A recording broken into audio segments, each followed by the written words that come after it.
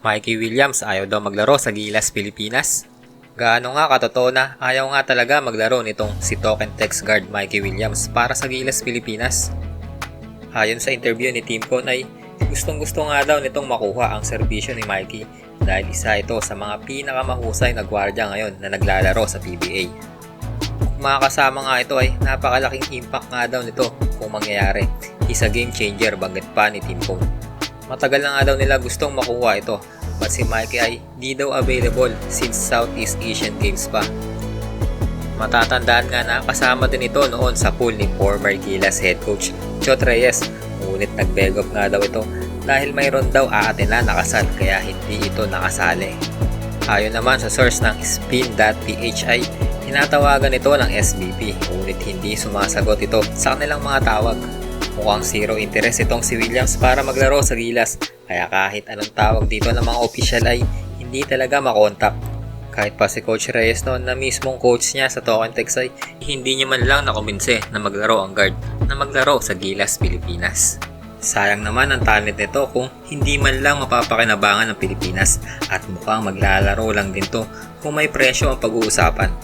Naglalaro lamang dito sa Pilipinas para magtrabaho at kailanman ay hindi maaasahan para sa international games.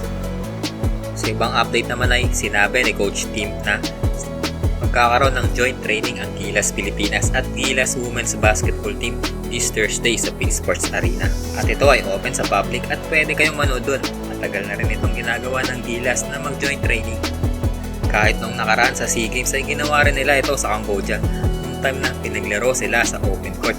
Kaya naghanap ang team manager na si Butch Antonio na pwedeng pagpraktisan ng Gilas at Gilas Women's.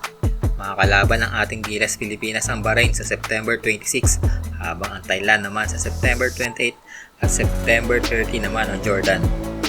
Speaking of Jordan ay hindi naman sigurado kung maglalaro nga itong si Rondae Hollis Jefferson sa darating na Asian Games dahil nga nakita natin na umaten na ito ng practice ng Token Text. At mukhang si Rondae nga ang gagamitin ng TNT para maglaro this conference at mukhang ibang naturalized player naman ang gagamitin ng Jordan National Team sa darating na Asian Games. Sa ngayon ay inaalam pa natin kung umaten na nga din ang practice sa Token Text ang 2-time finals MVP na si Mikey Williams.